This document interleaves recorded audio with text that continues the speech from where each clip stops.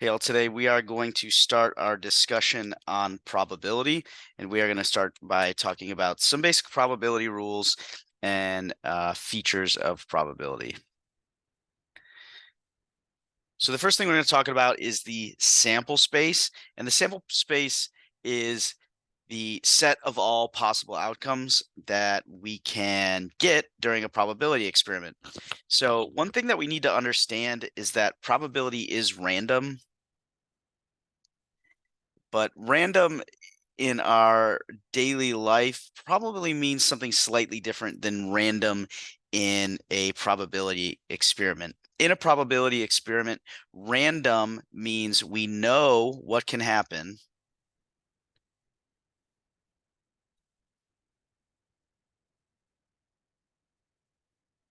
So that what can happen is our sample space. So we know all the possible outcomes when we perform this probability experiment. For example, flipping a coin. I know what can happen. I know it can be heads. I know it can be tails.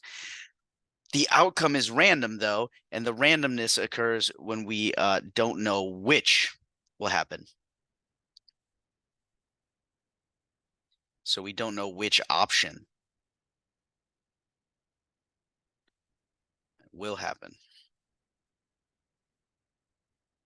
So a probability experiment is random in the sense that we know what could happen. We know all the things that could happen, but we just don't know which one will happen in a single trial. So a single trial would be something like flipping a coin.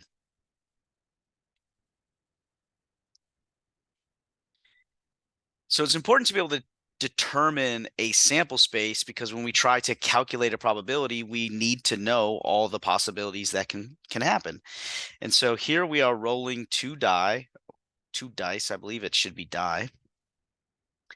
And they have six sides for those of you who are uninitiated in rolling a die. No, it would be two dice, one die. Sorry. And so if we roll two dice and we tally what number pops up, so we can get a one on the first die and a one on the second one. We can get a one on the first one, a two on the second one, a one and a three, a one and a four, a one and a five, a one and a six. We could also get a two on the first one and a one on the second one, a two and a two, a two and a three, a two and a four, a two and a five, a two and a six. And this would continue until we got a six on the first die, and then a one, a six and a two, six and a three, six and four, six and five, six and six. So in the end, we have 36 possible outcomes when we roll two dice. And that makes up our sample space, all the possible combinations when I roll two dice. So any one of these combinations has a 1 in 36 chance of happening. Each of them has the same probability or likelihood of happening, 1 out of 36. The only thing is we don't know which one will happen when we roll the dice. So in determining that sample space, we just sort of listed out the possibilities, and it was pretty straightforward because if you've rolled a die or rolled dice, you know what the options are, and we can just list them out from there. One way that we can organize our thoughts, and it's not something that's required, but we can use this thing called a tree diagram.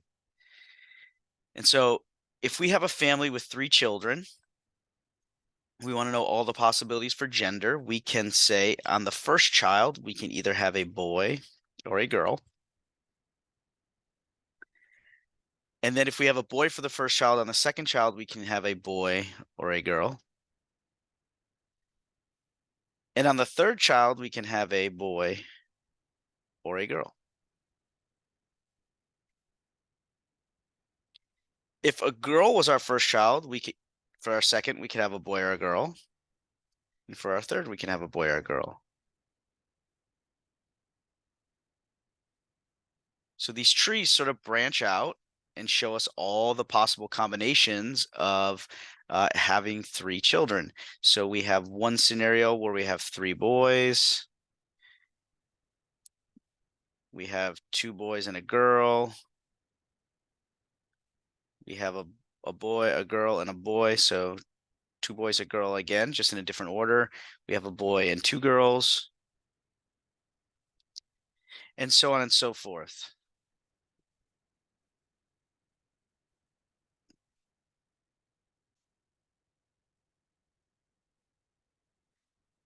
So we have 8 possible outcomes for the 3 children's gender when we have 3 children and we want to see if they're boys or girls. So this is an example of using a tree diagram to find this right here, our sample space.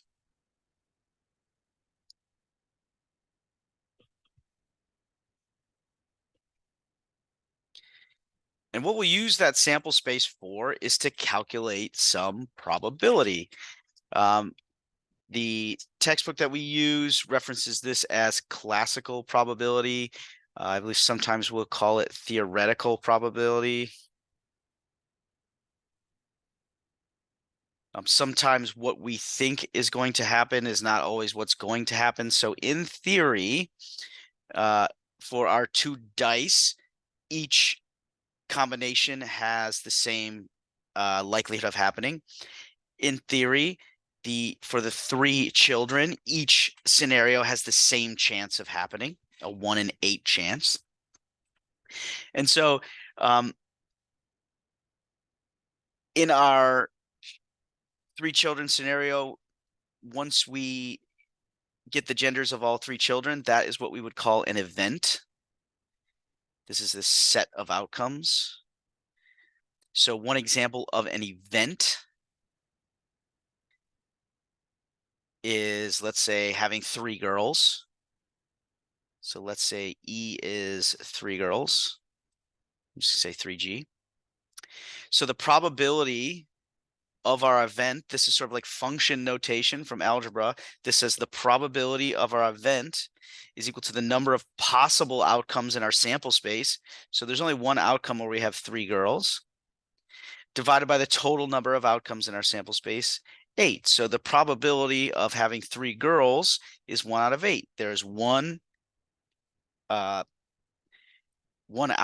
in that sample space where we have 3 girls, and there are 8 total outcomes.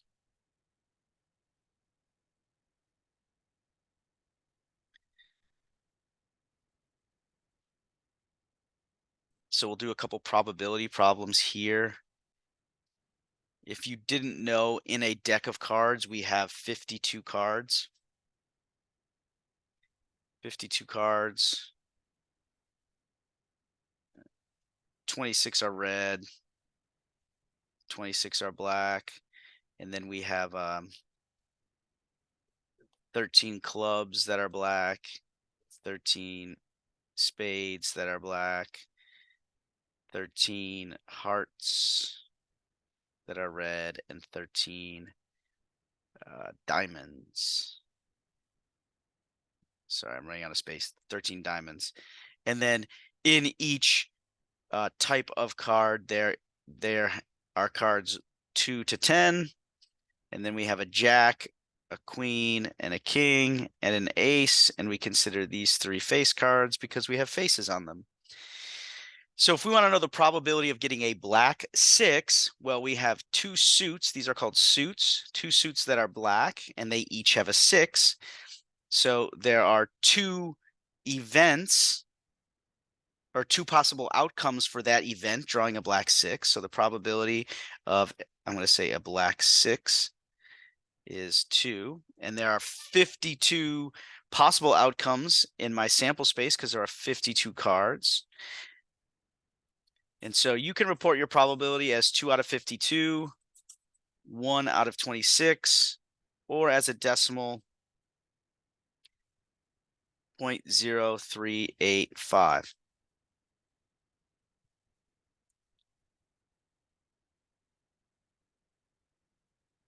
And I usually round to 4 decimal places when I'm talking about probability. Here we're drawing on our example of the 3 children. We want to know the probability of getting exactly 2 of the 3 children boys. So we're going to say 2 boys. What's the probability? Well, if we go back up to our sample space, there's 2 boys, there's 2 boys, there's 2 boys. And so there are 3 possible outcomes in that event. And there were 8 total outcomes in our sample space. So our probability of getting 2 boys is 0.375.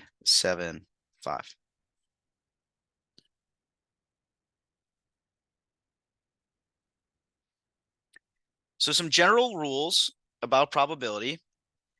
Probability is always a number between 0 and 1. So you can see above, I reported my probabilities as decimals. These can be either fractions or decimals. Either way, they're going to be between 0 and 1, and they include 0 and 1. In fact, if it is impossible for something to occur, so if something cannot occur, its probability is 0. If something definitely will happen, so it's certain, its probability is 1. Any other probability is going to be between those two values. So we report probabilities as fractions or decimals. If I look at my example of the boys and girls, all of the possible outcomes, there were 8 possible outcomes. If I add the probability of each of those outcomes together, those probabilities together should total 1. And then this last one, we talk about a complement. A complement is sort of the probability of the opposite thing happening.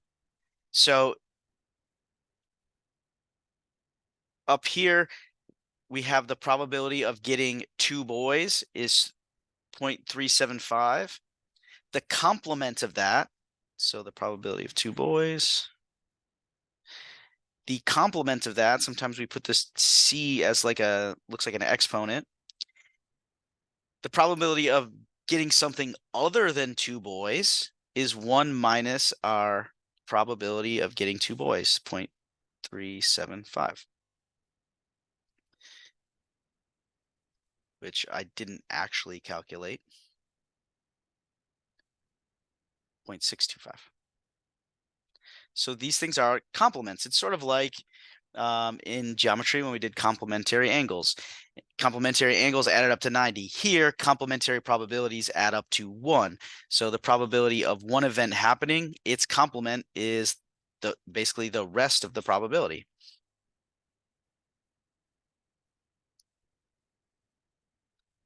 So to look at these in practice, if we're rolling a die that has 6 sides, the probability of getting a 9 is 0. That's not possible when there's only 6 sides. So that has a probability of 0. When I roll a 6-sided die, the probability of getting a number less than 7, well, all the numbers are less than 7. That probability is 1. When I roll a 6-sided die, I'm definitely going to get a side that has less than 7 dots on it.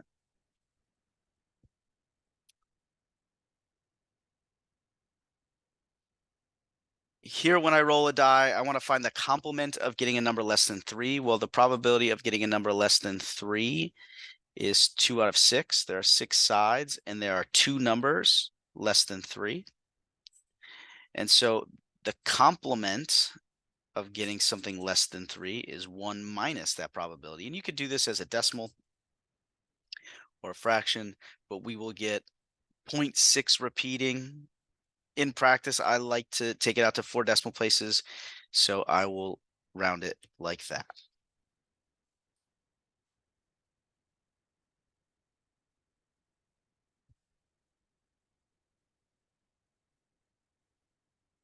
And one last thing here on probability today is empirical probability. I believe sometimes we will refer to this as experimental.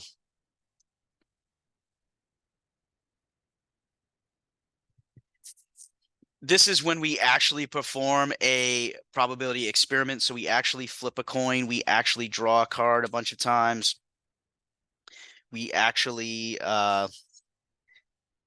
collect information from families that have 3 children and see how many boys and girls they had. This is where we get a probability based on information we have actually collected. And we calculate the probability the same way. We take the frequency that the outcome we're looking for happened and divide by the total number of outcomes. So we can do that using a probability or a frequency distribution that we've talked about this year. So here we have a frequency distribution of 50 people and their blood type. And so if we want to know the probability of randomly selecting one of these 50 people and they have type O blood, well, we have 21 people with type O blood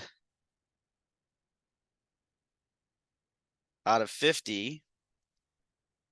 And so out of these 50 people, there's a 42% chance or a 0.42 probability of somebody having type O blood. A person with type A or B, maybe I'll use a different color. We have 22 with type A, 20 or 5 with type B. So there are 27 people that would fit that outcome out of 50. So we get 0.54. And then finally, somebody who does not have type AB blood. So we're looking for the complement of type AB.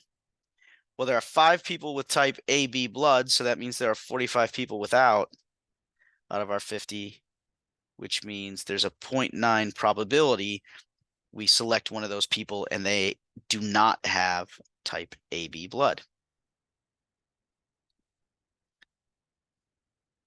So I do have some practice for you. What I want you to do before you do the practice is if you have any questions on anything we've gone through, to please ask me to re-explain or ask me to help you on that stuff. While you're doing the practice, if you get stuck, you can ask me for help. If you feel like this practice is available on Canvas, it always has been, you could do the practice before you enter it into Edpuzzle and have me check it if you want to. So if you got one wrong, it won't count against you when you enter it into Edpuzzle. But that will require you to do them ahead of time and ask me to come over and check, and I'd be willing to do that.